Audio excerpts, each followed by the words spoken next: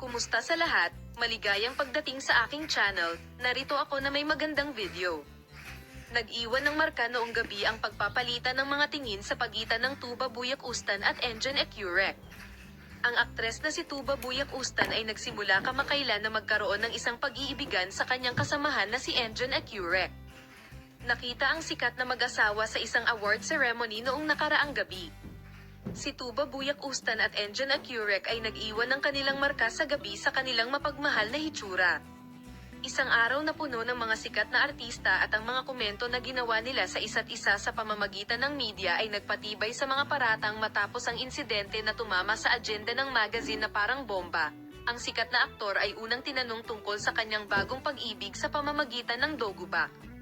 Kinumpirma ni Tuba Buyak Ustan ang mga paratang at inihayag ng mag-asawa ang kanilang pagmamahal sa mga kaibigan at kaaway sa kanilang mga romantikong post.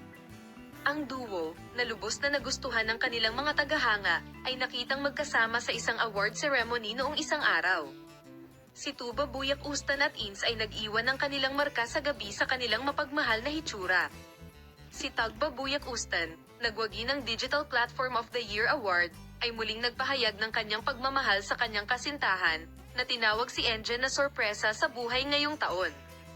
Ang mga komento ay ginawa sa social media para sa mapagmahal na hitsura ng mag-asawa. Sila ay napakaganda, masyala, sila ay napakaganda. Narito ang mga sandaling iyon ng Tuba Buyak Ustan at Engin Ecurec.